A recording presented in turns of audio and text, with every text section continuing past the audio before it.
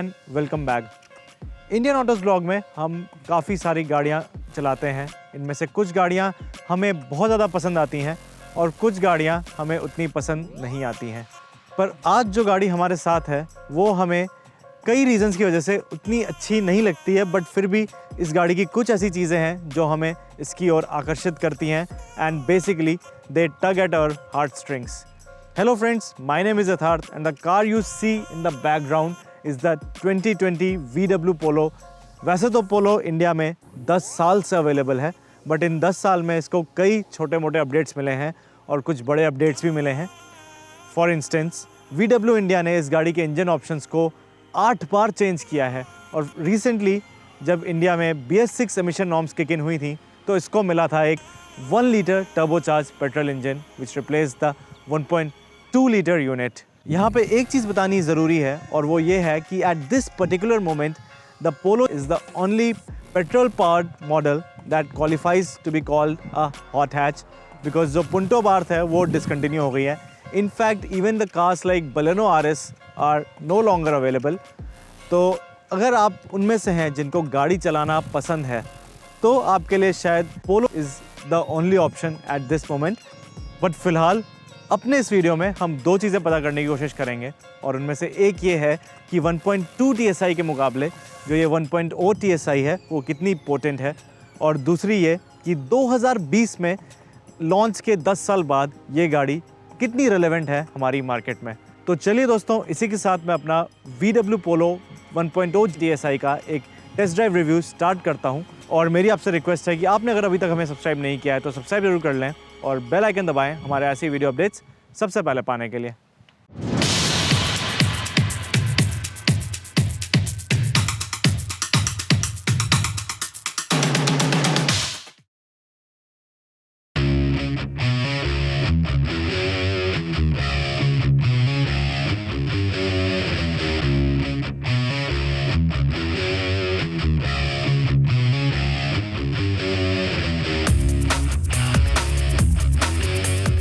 तो दोस्तों, अगर हम एक्सटीरियर की बात करें तो पोलो में पिछले 10 साल में कुछ बहुत चेंज तो नहीं आया है, बट VW इंडिया ने इसको कुछ स्टाइलिंग अपडेट्स दिए हैं ओवर ऑल दीज ईयर्स, जिसकी वजह से it looks a tad fresher then what it did back when it was first launched. And अपने लेटेस्ट आइट्रेशन में अगर आप गौर से देखेंगे तो इसका जो फ्रंट एंड है वो पहले से थोड़ा सा ज़्यादा प्रीमियम लगता है, थोड़ा स्पोर्टियर लगता है। एंड दिस इज़ बिकॉज इस गाड़ी को जो पोलो GTI है उसके जैसा एक कॉस्मेटिक ट्रीटमेंट मिला है एंड VW इंडिया ने थोड़ी कोशिश करी है to freshen up things a bit to make things more interesting.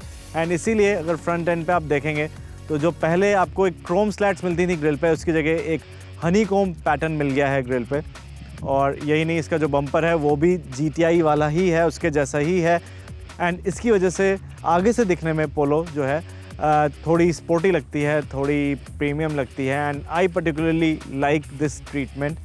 And यही नहीं, अगर आप थोड़ा गौर से देखेंगे तो बम्पर पे आपको प्लास्टिक क्लैडिंग भी मिल रही है इसके एजेस पे, तो थोड़ा सा आपको जो स्कर्टिंग है वैसी वाली लुक मिल जाती है। इनफैक्ट जो आपकी साइड सिल्स हैं उस पर भी आपको ये स्कर्टिंग मिल रही है ब्लैक कलर की, and it is extended to the rear bumper.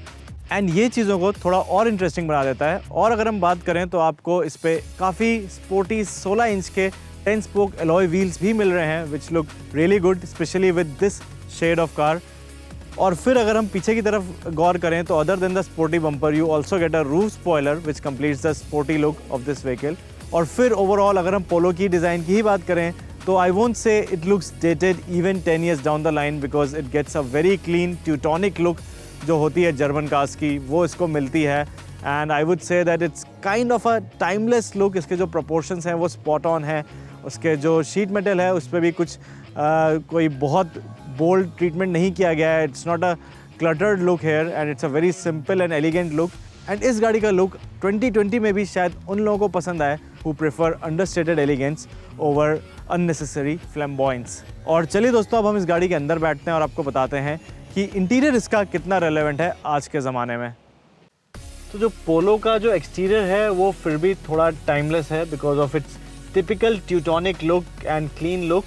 But interior के बारे में हम ऐसा शायद नहीं बोल सकते हैं बिकॉज कुछ चीज़ों में तो अभी भी ये काफ़ी अच्छा है, but there are some things on which it could have been much better. पहले अच्छी चीज़ों की बात करते हैं, तो जो सबसे अच्छी चीज़ लगती है मेरे को इस गाड़ी के इंटीरियर की वो है एर्गोनॉमिक्स, क्योंकि एर्गोनॉमिक्स के मामले में ये गाड़ी एकदम सॉर्टेड आउट है।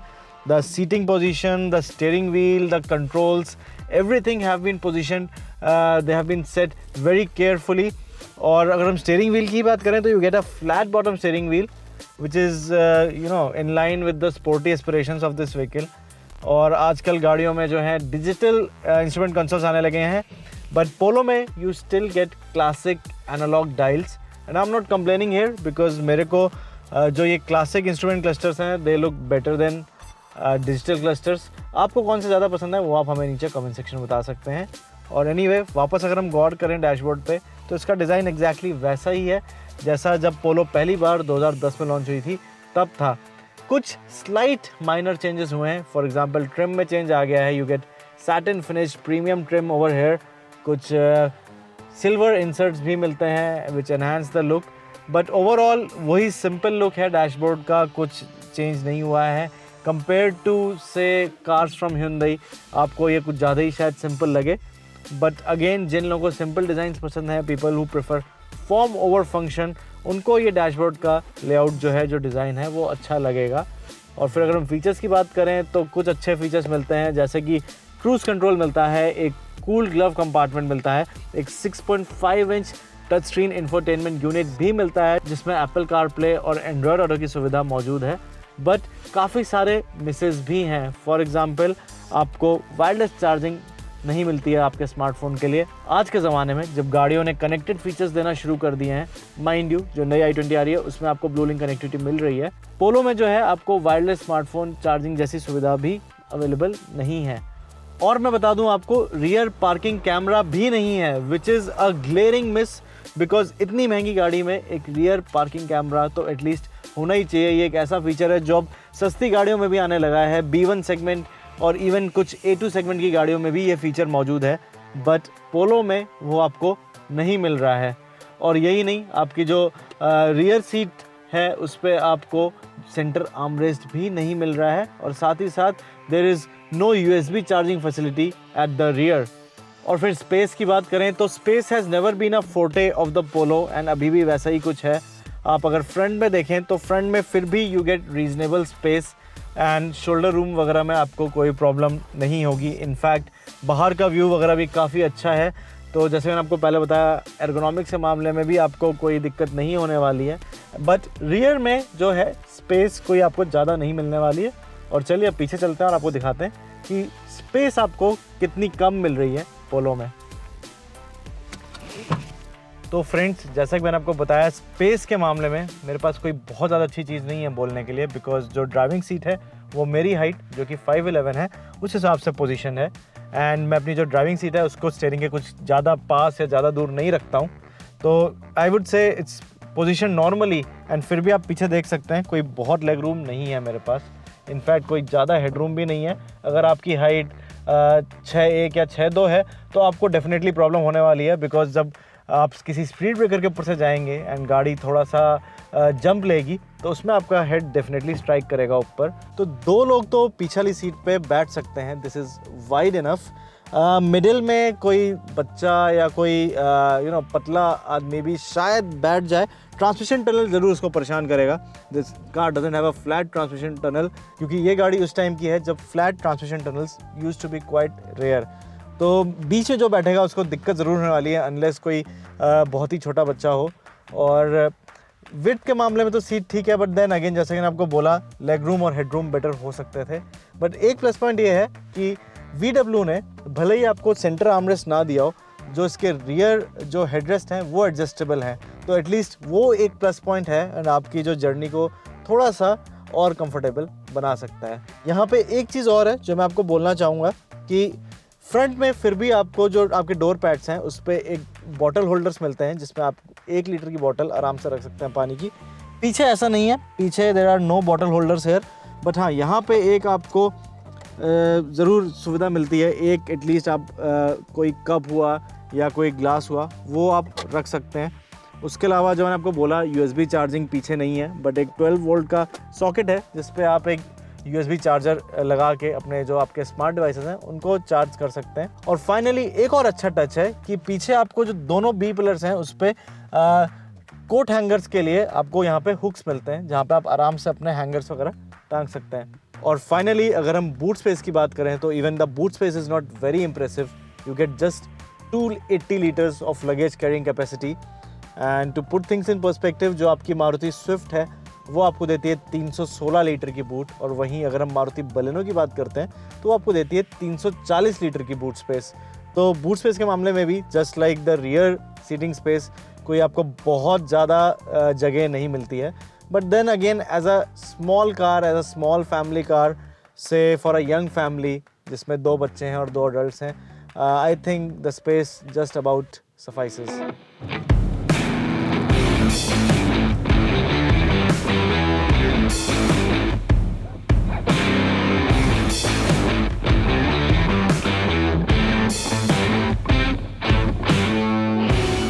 फ्रेंड्स, ये तो बात थी एस्थेटिक्स एंड फीचर्स जैसी चीज़ों की, but when we talk about a car like the Polo TSI, the thing that really matters is the performance. And अगर हम परफॉर्मेंस की बात करें तो यहाँ पे एक बहुत बड़ा सवाल खड़ा होता है, और वो ये है कि इंजन डाउन साइजिंग से इस गाड़ी की परफॉर्मेंस पे कितना फ़र्क पड़ा है। और यही नहीं, आप में से जो लोग मेरे को रेगुलरली फॉलो करते आ रहे हैं IAB के यूट्यूब चैनल में, उन्होंने शायद मेरा वेंटो वाला वीडियो देखा होगा, एंड उसमें I was a bit disappointed with the low end grunt, and same engine पोलो को मिला है। बट मैं आपको यहाँ पे एक चीज़ बता दूँ कि पोलो लो एंड RPMs में उतनी स्लगिश नहीं लगती है, एंड उसका जो मेजर रीज़न है वो ये है that Polo is lighter than the Vento, and because of that lower weight, जो इसका लो RPM पे स्लगिशनेस मुझे थोड़ी फील हुई थी वेंटो पे, वो इस गाड़ी पे फील नहीं होती है। और फिर अगर हम परफॉर्मेंस की बात कर ही रहे हैं तो कंपैरिजन आता है सबसे पहले इसका जो 1.2 लीटर TSI इंजन था उससे। तो ये ज़रूर है that the engine has been downsized, but अगर हम पावर की बात करें तो power has increased from 105 PS to 110 PS, while जो पीक टॉर्क है वो 1.2 लीटर TSI इंजन की तरह 1 लीटर TSI इंजन पे भी 175 Nm है। You also benefit from direct injection, and this has been a very successful engine abroad. इसको काफ़ी अवार्ड्स भी मिले हैं, तो it's a pretty nice engine. तो अब अगर हम एक बार को कंपैरिजन्स थोड़ा साइड में रख दें और फोकस करें सिर्फ इस इंजन पे, तो पावर डिलीवरी में ये इंजन काफ़ी स्ट्रॉन्ग है। राइट फ्रॉम 1000 RPM आपको अच्छी पावर मिलती है। This car starts accelerating very quickly, and after around 2500 RPM it starts surging forward with a pretty ferocious velocity। काफ़ी तेज़ है ये, 6000 RPM तक आपको पावर डिलीवरी का एक कांस्टेंट फ्लो मिलता है। एंड 0 to 100 हमने इसका एक एक्सटेंशन टेस्ट भी किया था, एंड उसमें the minimum we could achieve was 9.99 seconds, which is just a shade under 10 seconds and makes this car the quickest in its segment। And performance में I am completely satisfied. Engine downsizing से performance पे कोई फ़र्क नहीं पड़ा है। हाँ, ये ज़रूर है कि जो लो एंड परफॉर्मेंस थी वो 1.2 TSI की थोड़ी सी स्ट्रॉन्गर थी, but across the rev range अगर हम डिफरेंस की बात करें तो कोई ख़ास डिफरेंस नहीं है। एंड आपको डेफिनेटली ये गाड़ी पसंद आएगी अगर आप उनमें से हैं जिनको गाड़ी चलाना तो क्या तेज़ चलाना काफ़ी पसंद है। और फिर अगर हम बात करें इसके डायनामिक्स की, तो उसमें भी Polo has been one of the most dynamically sorted options in it segment since for ever now, and अभी भी वैसा ही कुछ है। राइड एंड हैंडलिंग में आपको एक अच्छा बैलेंस मिल जाता है। राइड थोड़ी सी स्टिफ है, एंड अगर आपको ride quality is your highest priority then you should probably look at options like the Elite i20, और प्रोबली जो आने वाली i20 है उसकी भी शायद राइड क्वालिटी अच्छी हो।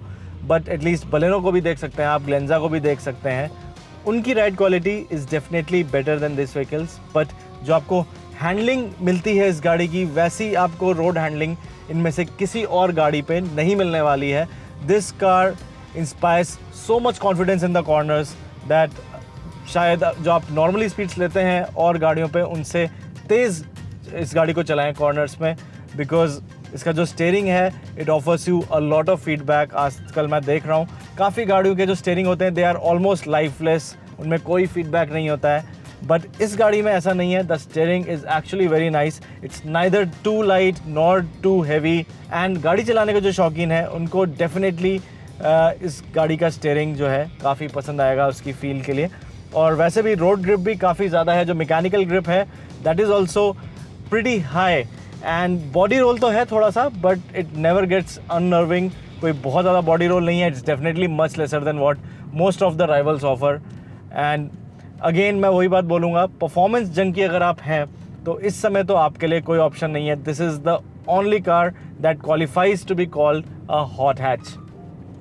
बट ऐसा नहीं है कि इस गाड़ी में कोई कमी नहीं है. कुछ चीज़ें ऐसी हैं जो कि बेटर हो सकती थी. फॉर स्टार्टर्स NVH एक ऐसी चीज़ है जो कि डेफिनेटली थोड़ी सी बेटर कंट्रोल हो सकती थी.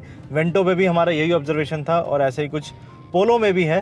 थोड़ा सा बेटर इंसुलेटेड हो सकता था केबिन, स्पेशली बिकॉज जनरली हमने देखा है जो फोक्सवैगन का जो क्लाइंटल है, जो कस्टमर्स हैं फोक्सवैगन के, they feel that they are buying something premium which is better than other mainstream manufacturers. तो शायद अगर इसका जो NVH है वो थोड़ा बेटर कंट्रोल्ड होता, जो केबिन है थोड़ा बेटर इंसुलेटेड होता, स्पेशली जो साउंड है, जो नॉइज़ है, रोड नॉइज़ है या जो इंजन की नॉइज़ है उससे, तो एक थोड़ा ज़्यादा प्रीमियम एक्सपीरियंस मिल जाता ऑक्यूपेंट्स को. और अगर हम थोड़ी बात करें तो brakes could have been a bit sharper, but I might be nit picking here. And finally top end जो है बहुत स्ट्रॉन्ग तो नहीं है, स्पेशली अगर आप हाईवे पे हैं and you have to overtake some fast moving traffic. से 120 के आसपास की स्पीड पे अगर आपको किसी बस को या किसी बड़े व्हीकल को ओवरटेक करना है, and if you are in 6th gear you will definitely have to downshift for that surge of power.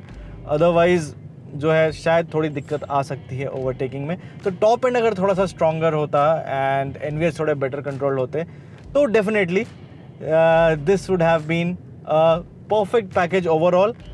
But performance के मामले में this is not a lot more that I desire from this vehicle. तो VW Polo 1.0 TSI को पूरा दिन चलाने के बाद मैं अपने इस वीडियो के अंत पे आ चुका हूँ. और जैसा कि मैंने शुरुआत में बोला था कि हम पता करने वाले थे कि 1.2 TSI के मुकाबले ये जो 1.0 TSI है वो कितना पोटेंट है. और यही नहीं, मैंने आपको ये भी बोला था कि हम पता करने की कोशिश करेंगे, ये जानने की कोशिश करेंगे कि 2020 में लॉन्च के 10 साल बाद ये जो पोलो का अर्लियर जनरेशन है वो इंडियन मार्केट में कितना रेलेवेंट है. तो पहले अगर हम बात करें 1.2 TSI से कंपैरिजन की, तो I would like to happily inform you here that in most cases this engine is as good as the 1.2 TSI. इसकी परफॉर्मेंस काफ़ी स्ट्रॉन्ग है. जो हमें वेंटो में लगा था कि ये इंजन थोड़ा सा स्लगिश है लो RPMs पे, तो पोलो पे ऐसा बिल्कुल नहीं है. And which is mostly because of the lower weight as compare to the sedan sibling. Top end थोड़ा सा और स्ट्रॉन्ग हो सकता था. अगर ऐसा होता तो शायद मैं और ज़्यादा खुश होता. बट मोर और less I don't have any complaints with this engine. In fact 1.2 TSI के मुकाबले ये जो छोटा इंजन है, थोड़ा डाउन साइज इंजन है, it is more fuel efficient. So basically you end up having the same performance but a higher fuel efficiency, which is a welcome development. और फिर अगर हम अब अपने दूसरे सवाल पे आते हैं कि 2020 में ये गाड़ी कितने रेलेवेंट है, तो इसका फ्रैंकली बताऊँ तो कोई स्ट्रेट आंसर नहीं है.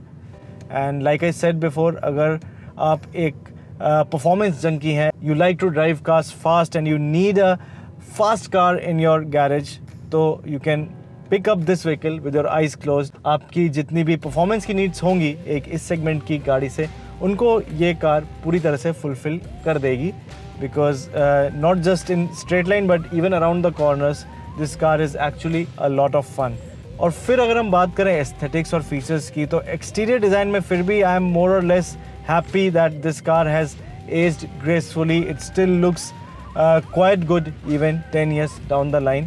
But इंटीरियर के लिए मैं ये नहीं कह पाऊँगा. There are many features this car misses out on, and if you are particularly someone who needs fancy features like a sunroof or maybe things like connected features, तो शायद आप थोड़े disappointed होंगे. और यही नहीं, स्पेस के मामले में भी this car doesn't score very well because आज की डेट में there are options both costlier and slightly cheaper than this vehicle that offer you more space. तो practicality and features के मामले में I would say this car needs to get updated. In fact, to be frank, I want VW to launch the latest generation Polo in India. But अगर अभी भी इस गाड़ी को उनका प्लान है अगले 1 साल तक या कुछ टाइम तक कंटिन्यू करने का, तो एटलीस्ट जो फीचर्स में what ever this vehicle is lacking उस पर VW काम कर सकती है, इसको कुछ एडिशनल फीचर्स दे सकती है. एंड स्पेस की बात करें तो स्पेस में definitely that something about which not much can be done. And अगर आपकी एक छोटी फैमिली है तो फिर भी आप इस गाड़ी को कंसिडर कर सकते हैं. But if you are someone who travels with say 3 adult occupants, तो I feel that you should look elsewhere. And finally, अगर आप कंक्लूज़न की बात करें तो जैसा कि मैंने इस वीडियो के शुरुआत में बोला था that we have been having a love-hate relationship with the VW Polo, and unfortunately or fortunately अभी भी ऐसा ही कुछ है, because we love this car for the performance it offers. There's actually no other car like this in the segment. But then there is a lot more to a vehicle than just its performance credentials. And ऐसे कुछ areas हैं जिनमें ये गाड़ी better हो सकती थी. और आपको ये गाड़ी 2020 में ख़रीदनी चाहिए कि नहीं, उसका सीधा सा उत्तर ये है कि अगर आपको एक परफॉर्मेंस फोकस्ड कार चाहिए तो you can buy this vehicle with eyes closed. But if you are someone who prioritises features or practicality over performance, then I feel that you should look at more modern alternatives like the Maruti Baleno or the just launched Hyundai i20.